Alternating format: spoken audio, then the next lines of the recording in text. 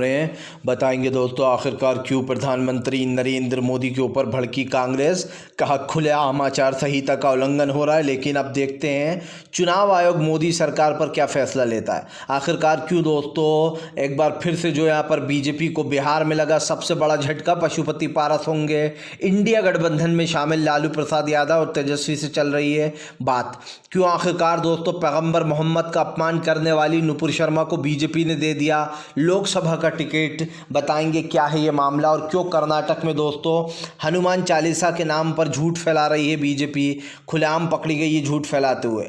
तमाम मुद्दों पर होगी बात, लेकिन उससे पहले आपको बता दें अगर आपने अब तक हमारे चैनल को सब्सक्राइब नहीं किया है तो कर लीजिए। पास में एक घंटी आएगी, इसको भी दबाइए ताकि हर वीडियो की अपडेट आप तक पहुंच पाए। दरअसल दोस्तों आपको बता दें चले राहुल गांधी का प्रधानमंत्री नरेंद्र मोदी के ऊपर हमला। कहा मेरे बयान को घुमा फिरा कर बीजेपी पेश कर रही है, इसने आचार संहिता का उल्लंघन किया है। दरअसल दोस्तों आपको बता दें चले प्रधानमंत्री नरेंद्र मोदी और पूरी बीजेपी कैसे विपक्ष का बयान मोड़ना है, कैसे घुमाना है, ये सब जानते हैं। आपको याद होगा जब बात आई थी जो यहाँ पर बैन करने की आरएसएस को, बजरंग दल को, तो ये लोग बजरंग बली पर मामला मोड़ दिया था कर्नाटक में और कहा था कि बीजेपी कांग्रेस जो है वो बजरंग बली की दुश्मन है, मतलब एक तरह की विरोधी है। जबकि दोस्तों कांग्रेस ने कहा था कि हम बजरंग दल को बैन करेंगे जो नफरत फैलाता है और गई हत्या के नाम पर लोगों को मारते हैं। लेकिन दोस्तों अब प्रधानमंत्री राहुल गांधी ने अपने एक भाषण में कहा था कि मैं बुरी शक्तियों के खिलाफ लड़ूंगा, जो बीजेपी के पास बुरी शक्तियां हैं यानी कि धन बल दोस्तों, जो पैसा है वो उसकी बात कर रहे थे। लेकिन प्रधानमंत्री ने इस बयान को घुमाकर नारी शक्ति की बात कर दी, जबकि दोस्तों राहुल गांधी ने बुरी शक्तियों की बात की थी। सीधे सीधे आचार संहिता का उल्लंघन हुआ। लेकिन मुझे पूरा यकीन है कि चुनाव आयोग दोस्तों प्रधानमंत्री नरेंद्र मोदी पे कोई एक्शन नहीं लेगा, क्योंकि चुनाव आयोग बीजेपी का ही एक तरीके से दोस्तों सपोर्टर है। चुनाव आयोग तो सिर्फ वो नाम का रह गया है। आपको बता दें चले दोस्तों भारतीय जनता पार्टी के ऊपर जमकर गरजते हुए नजर आए दोस्तों जो है यहाँ पर अरविंद केजरीवाल बोले फिलहाल बीजेपी मुझे पूरी तरीके से कमज़ोर करना चाहती है। वो चाहती है कि मैं किसी भी तरीके से सरेंडर कर दूं या फिर ईडी मुझे गिरफ्तार कर ले। आपको बता दें चले केजरीवाल का कहना है कि लगातार हम पे दबिश बनाई जा रही है और हमें डराने की कोशिश की जा रही है। केजरीवाल ने कहा है कि बीजेपी को पता चल चुका है कि वो दिल्ली की 7 सीटें हार रही है और सीधे सीधे वो लोकसभा चुनाव हार रही है। केजरीवाल ने दावा किया है कि बीजेपी को इसी बात का डर है कि वो लोकसभा चुनाव हार जाएगी, इसीलिए वो विपक्ष को एक एक कर टारगेट कर रही है। और अगर देखा जाए तो केजरीवाल की बात झूठी भी नहीं है। केजरीवाल जो कह रहा है वो सच भी है दोस्तों, क्योंकि बीजेपी ने पूरी कोशिश की है, तब से ही बीजेपी कोशिश कर रही है कि वो पूरी तरीके से विपक्ष को ख़त्म कर दे, कमज़ोर कर दे।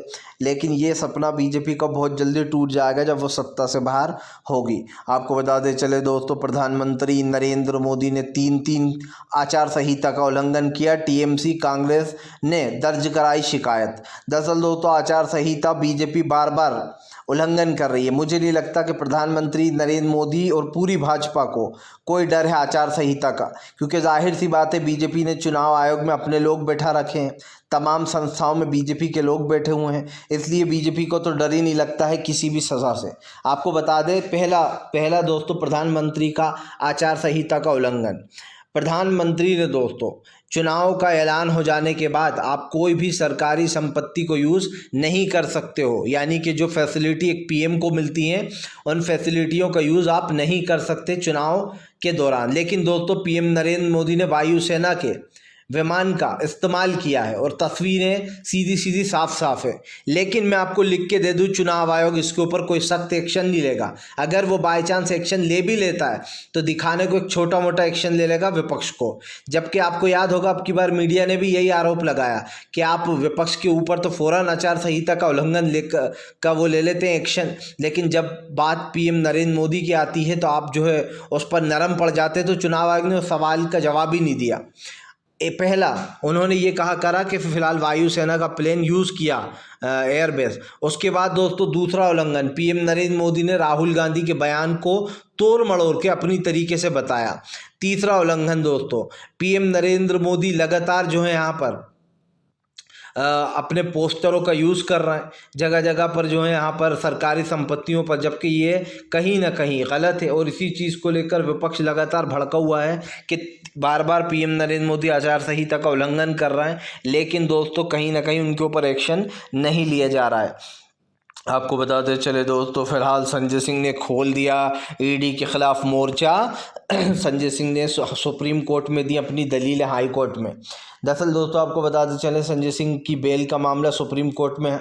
हाई कोर्ट से अब सुप्रीम कोर्ट जा चुका है, लेकिन अब तक जो है संजय सिंह की हालांकि बेल नहीं हुई, क्योंकि संजय सिंह से पहले से तो मनीष सिसोदिया भी अंदर है, उनकी ही नहीं हुई तो संजय सिंह की कहाँ से होगी अभी।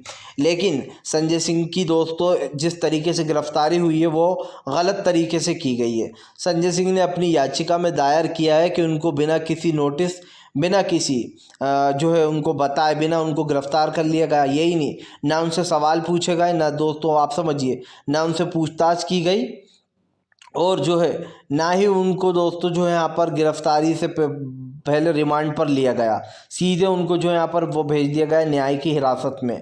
संजय सिंह ने ये भी आरोप लगाया है कि फिलहाल 19 जुलाई 2023 के मामले में जो दिनेश अरोड़ा है जिसने ये गवाही दी है, उसने संजय सिंह का नाम नहीं लिया था। 9 बार के बयान दिए गए, लेकिन इन बयानों में संजय सिंह का नाम कहीं नहीं था। फिर अचानक से जब 10वीं बार पूछताछ हुई तो उसने संजय सिंह का नाम ले दिया। अब आप समझ सकते हैं कि किसके कहने पर दोस्तों 10वीं बार नाम लिया गया होगा। देश में दुनिया देख रही है कि बीजेपी हर एक पार्टी को उखाड़ कर फेंकने की तैयारी में है। आपको बता दें चले दोस्तों, प्रधानमंत्री नरेंद्र मोदी और पूरी बीजेपी की खुल गई पोल। जी हाँ, दरअसल आपको बताते चले कांग्रेस ने बोला बड़ा हमला। दरअसल आपको बताते चले दोस्तों, अब बीजेपी झूठ फैलाने में लग गई है। आपको बताते चले एक वीडियो आजकल बहुत वायरल किया जा रहा है बीजेपी की तरफ से, जहां पर बताया जा रहा है कि हनुमान चालीसा बजाने के ऊपर कुछ मुस्लिम व्यक्तियों ने एक व्यक्ति को कर्नाटक में पीटा और कहा कि यहाँ पर हनुमान चालीसा क्यों बजा रहा, अजान होने वाली है। जबकि दोस्तों ऐसा कुछ हुआ ही नहीं है। ये बात सिर्फ बीजेपी की तरफ से झूठ फैलाई जा रही है। डीके शिव कुमार ने कहा कि बीजेपी मुद्दा बनाती है झूठ का, और ये जो हनुमान चालीसा की बात है झूठी है। किसी भी मुस्लिम ने हनुमान चालीसा पे आकर मारा नहीं। दोस्तों आप सब खुद समझ सकते हैं कि क्या कोई इतना बेवकूफ़ है कि कोई अगर हनुमान चालीसा बजा रहा है और कहीं अजान हो रही है तो वो ये आके कहेगा कि अजान होने वाली है, हनुमान चालीसा मत बजा, और आके पीट देगा। ये दोस्तों नामुमकिन चीज़ है, क्योंकि हमारे देश में सबको आज़ादी है भाई। ज़रूरी थोड़ी ना अजान हो रही है तो आप ना बजा सकते हो, आपकी मर्ज़ी है। लेकिन दोस्तों ये बात झूठ फैलाना कि अजान की वजह से आकर एक व्यक्ति को पीट दिया, और दोस्तों वो व्यक्ति भी जो बोल रहा है आप उसका वीडियो देखना, अलग ही उसके चेहरे पर मक्कारी और झूठ साफ साफ झलक रहा है कि मुझे आकर पीटा। साफ दिखाई दे रहा है कि बीजेपी से जुड़ा हुआ इंसान है, वो कोई बीजेपी की सेटिंग है, कार्यकर्ता है, जो भी है, लेकिन वो झूठ बोलता हुआ साफ दिखाई दे रहा है। कोई किसी को ऐसे दोस्तों अजान के नाम पर आकर पीट सकता है कि आप खुद बताइए। ये सिर्फ और सिर्फ झूठ फैलाने का और नफ़रत फैलाने का तरीक़ा ढूंढ रखा है बीजेपी ने। आपको बताते चले दोस्तों, फिलहाल प्रधानमंत्री नरेंद्र मोदी को लगा बड़ा झटका। कांग्रेस की वर्किंग कमेटी की बैठक के बाद कांग्रेस ने अपना घोषणा पत्र जारी कर दिया है। आपको बताते चले कांग्रेस ने अपनी बैठक के बाद इस घोषणा पत्र में 5 न्याय और 25 गारंटी समेत पार्टी के घोषणा पत्र पर गहन चर्चा हुई। राहुल गांधी लिखते हैं कि 25 गारंटी समेत पार्टी के घोषणा पत्र पर गहन चर्चा हुई।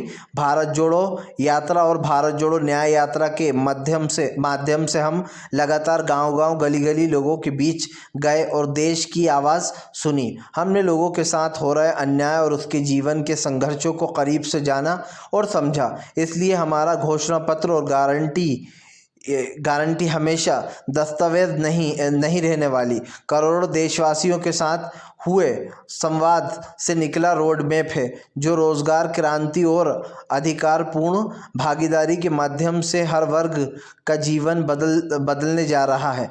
हम 5 न्याय संकल्प लेकर किसान, युवा